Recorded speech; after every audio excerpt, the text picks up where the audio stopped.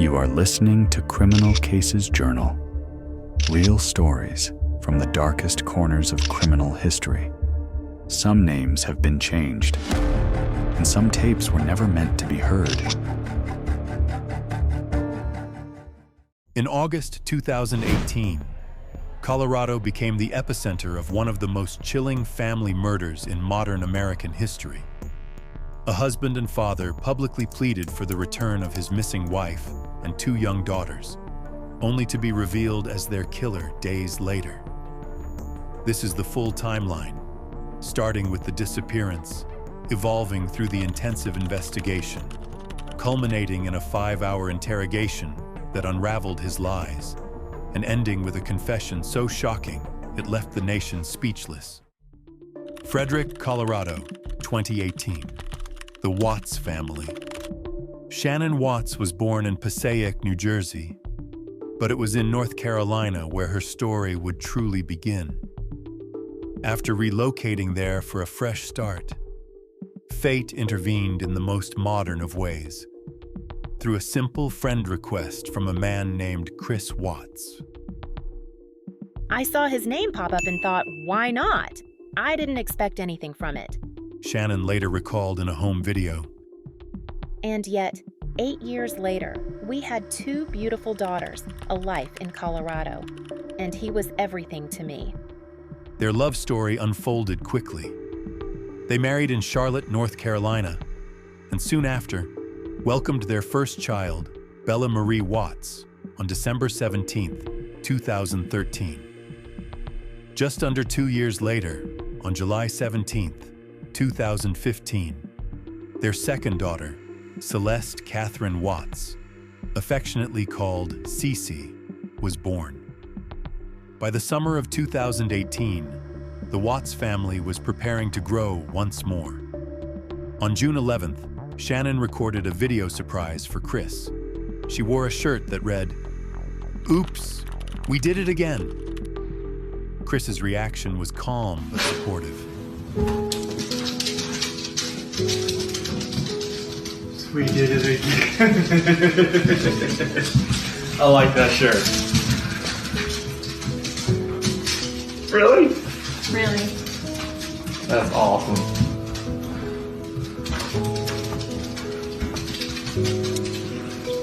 So pink means... That's just the test. I know. It just says the pink is going to be girls. I don't know. Just the test. That's awesome.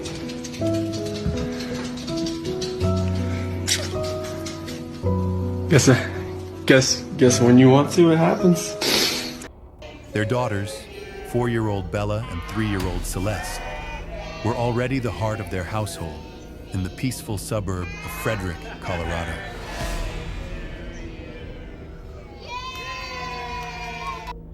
With a third child on the way, the couple appeared to be embracing a bright and hopeful future together.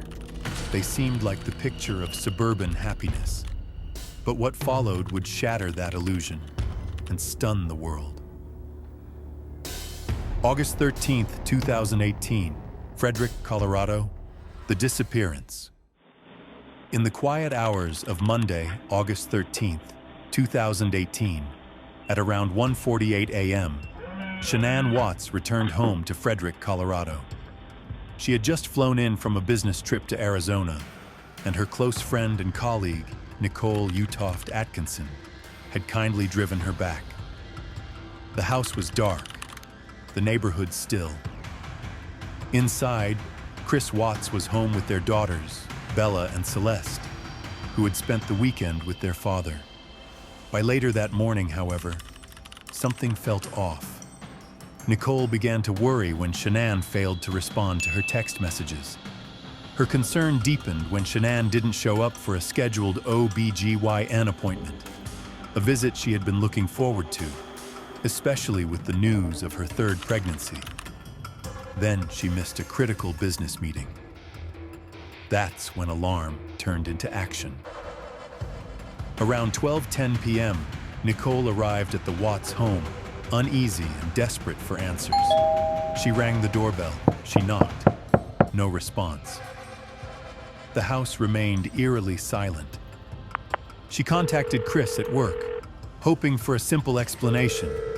But still, something felt wrong. Trusting her instincts, Nicole called the Frederick Police Department.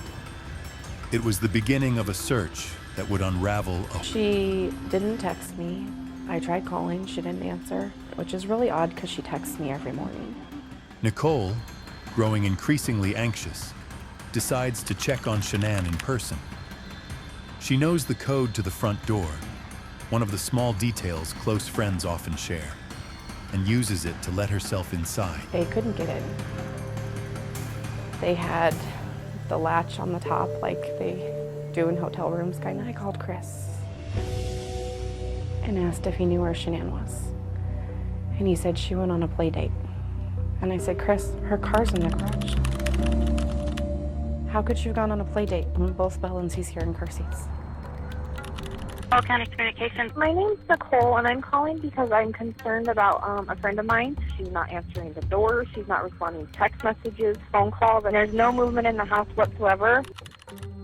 As Nicole waited nervously outside the Watts home for the police to arrive, anxiety growing by the minute, Chris placed a call to Shanann's friend Cassie, asking if she had any idea what was going on. And I was screaming at him. I was frantic. You need to get to the house. Nikki's calling the police so they can break down the door. He said, no, don't call the police. I don't want to get them involved. I said, you're an idiot and you need to get to the house because something's wrong. At 1:40 p.m., Frederick officers performed a welfare check. How you guys doing? Here, Nicole? Yeah. Just gonna check the back, see if I can see anything. While the police was searching the perimeter around the house, Chris Watts arrived. Scott, how you doing? How's it going? Is this the only vehicle she would have? Only one that she would drive. Okay. Mind if I look around? Go ahead. Okay, thanks. Inside, the house appeared tidy, too tidy. The kind of order that didn't match the chaos of a missing family. The family dog, Dieter, was found roaming inside, unharmed but noticeably anxious. She said she was going to take the kids to a friend's house, and then she asked where she was going to be. And then I've texted her today, I've never heard anything. Upstairs, a series of small but disturbing details began to raise red flags. Shanann's purse was sitting in the kitchen. Her keys and vital medications were still inside. Her phone was eventually located between the couch cushions. It was odd, the things that you did see. It didn't make sense to me. In the bedroom, something even more telling. The sheet, the non-fitted or flat sheet, was found in the garbage can. Does she work? Yeah, she works from home. Oh, from home. Your kids take any medication? CC takes Singular. I would never leave the house without her phone or the EpiPens. Surveillance footage from a neighbor's security camera would soon become a key piece of evidence. In the upper corner of the grainy black and white clip, the Watts family driveway is clearly visible. The timestamp marks the early morning hours of August 13th, just hours after Shanann, Bella, and Celeste were murdered. Chris Watts is seen walking down his driveway alone. A few moments later, he slowly backs his pickup truck up to the garage. The scene is quiet, too quiet. Though the camera is positioned at a distance, his movements appear deliberate, unnervingly calm. At one point, he lifts a red object and places it into the bed of the truck. That item would later be identified as a gas can. Shortly after, the truck begins to move. He pulls forward, pauses, then drives off into the dark, away from the quiet suburban neighborhood, carrying a terrible secret with him. Investigators would later confirm Chris Watts used that very truck to transport the bodies of his wife and daughters to a remote oil site owned by his employer. No one knows exactly when he loaded their bodies into the vehicle, but 3 days later, the unthinkable was discovered. Shanann's remains were buried in a shallow grave just off a dirt access road. Bella and Celeste, his two young daughters, had been forced into crude oil tanks nearby. The footage, once just a neighbor's silent security measure, had captured the beginning of a horrifying cover-up, one that would unravel under the weight of its own darkness. Watching it, and he looked very frantic. He had his hands like this in the air on his shoulders, and he was really swaying back and forth. Anything. He basically, the only time I saw him show any emotion was a little bit of nervousness when he was watching that tape. My detective just showed up. You just want to go talk to him? I'm going to get his info real quick. No. Anything. He basically, the only time I saw him show any emotion was a little bit of nervousness. Chris Watts stood outside his home in Frederick, Colorado, just a day after his pregnant wife and 2 young daughters vanished without a trace. He faced the cameras. His arms were folded tightly across his chest. He swayed slightly on his feet. His voice was steady, but his eyes seemed hollow. The kids are my life. I mean, those smiles light up my life. I really hope that all this can lead to something positive. And Bella, Celeste, if you're out there, just come back. Like, if somebody has her, just please bring her back. I need to see everybody. If they're not safe right now, that's what's tearing me apart. Go into their rooms and know that I wasn't going to turn the rain machines on. And I know that I wasn't going to turn their monitor on. Chris, you know, I said, I don't think you should do any media. I said, you're the last one to have seen them. So I don't think you should. Thank God he did it. I thank God in heaven that he didn't listen to me. To the public, he appeared heartbroken, a father desperate for answers, a husband shattered by uncertainty. But to investigators and those who knew Shanann best, something felt off. He wasn't crying. He didn't ask the police if his wife's phone had been pinged. He wasn't frantic. He was composed. Behind the scenes, investigators were watching him closely. While search dogs swept through the house, Chris gave interviews just steps away. While friends and neighbors hung missing posters, Chris deleted text messages. And while the world saw a grieving father, law enforcement saw a man trying too hard to look innocent. It wasn't just what he said, it was what he didn't do. He didn't join the searches, he didn't call hospitals, he didn't ask if there was any new information. In interviews, he said all the right things, but his answers felt rehearsed, controlled. What Chris didn't realize was that his mask was already starting to crack. Soon, the man who played the grieving husband would be exposed as a cold-blooded killer. As the days passed, suspicion around Chris Watts only if they're grew. Not safe right now. His interviews were controlled. His emotions carefully measured.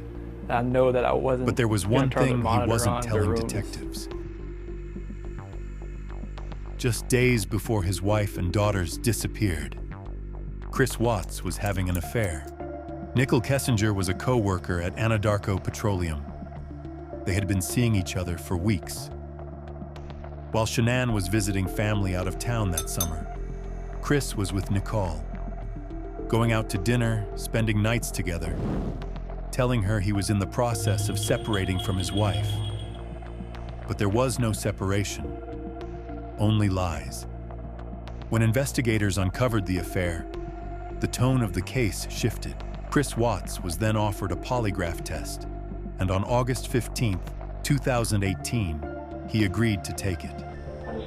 He was escorted into an interview room at the Frederick Police Department, where he was connected to a machine designed to monitor his breathing, heart rate, and skin conductivity. Yeah, we focus on the kids all the time. But and then as our relationship got longer and longer, it was more of I could feel that disconnect out there. When they talk, we didn't have those deep conversations anymore, anything like that. Is he right here, Chris? Is it on this? Yep, but you don't have to worry. It's not on or anything right now. You saw Shanann's disappearance? No. Are you lying about the last time you saw Shanann? No.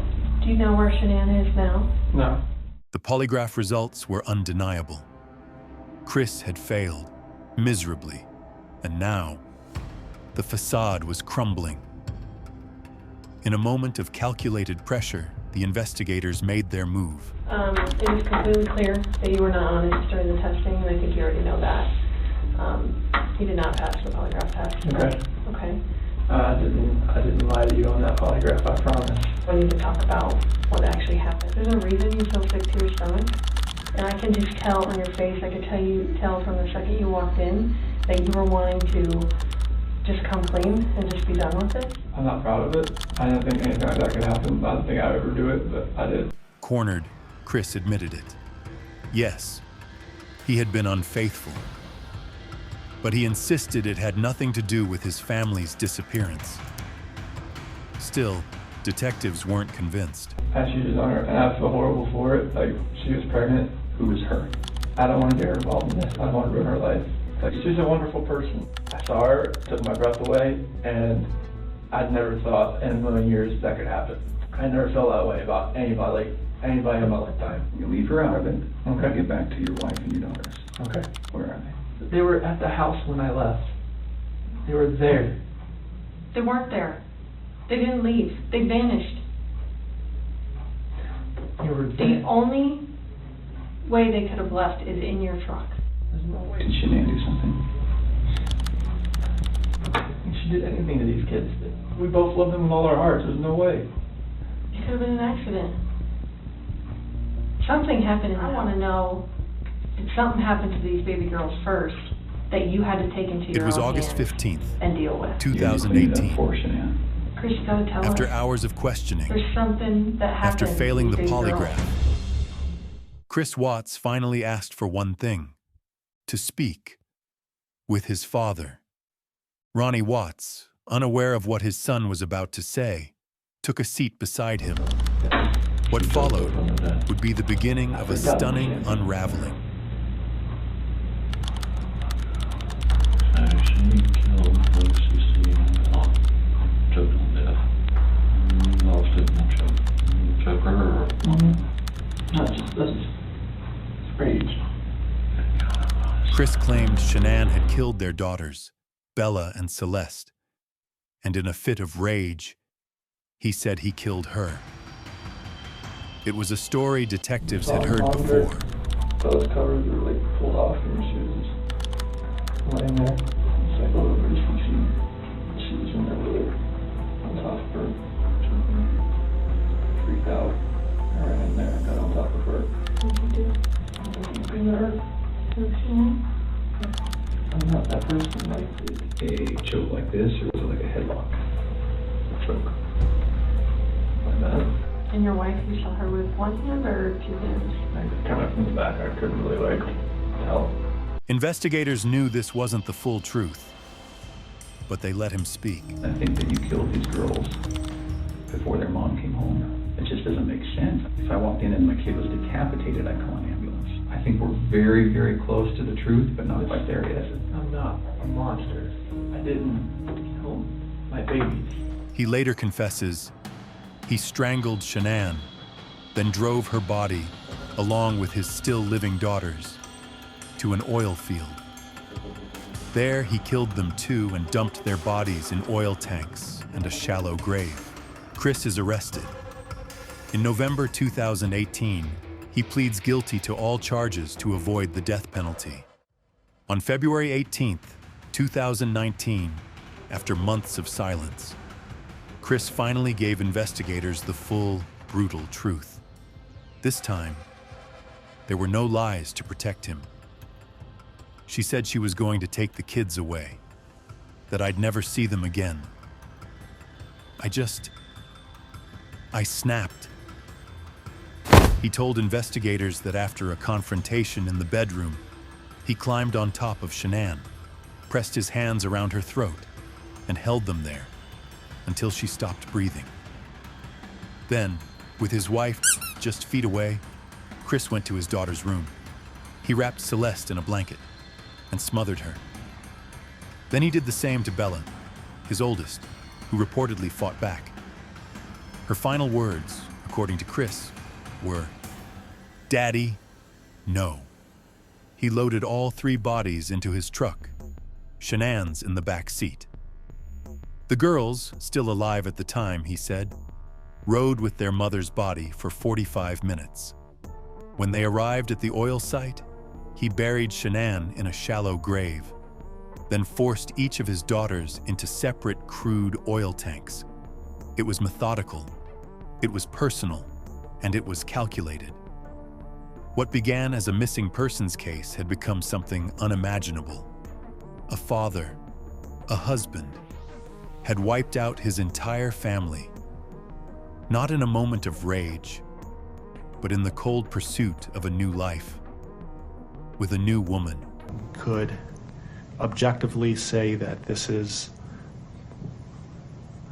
perhaps the most inhumane and vicious crime that I have handled out of the thousands of cases that I have seen. And nothing less than a maximum sentence would be appropriate, and anything less than the maximum sentence would depreciate the seriousness of this offense. Deputies, I would respectfully ask that you take this defendant into custody and have him serve the rest of his life in the Department of Corrections. We are in recess. Yeah, Shanann, Bella, and Celeste, and Nico had all their lives to live. They were taken by a heartless one. This is the heartless one, the evil monster, who dare you take the lives of my daughters Shanann, Bella, Celeste, and Nico. I trusted you to take care of them, not kill them. And they also trusted you. The heartless monster, and then you take them out like trash. You disgust me. They were loving and caring people. You may have taken their bodies from me, but you will never take the love they had for me. It's hard every day. It hurts in so many ways. I have heard people say that you're not a monster. No, you are not. You're an evil monster. Thank you. Love you, Shanann, Bella, and Nico. Love you, Pop Up and Dad. And one other thing. And Shanann says she is super excited for justice today. The case shocked the nation. How could a father do this?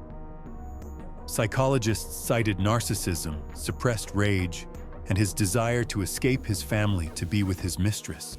If this story impacted you, if you believe Shanann, Bella, Celeste, and baby Nico deserve to be remembered, then help keep their voices alive.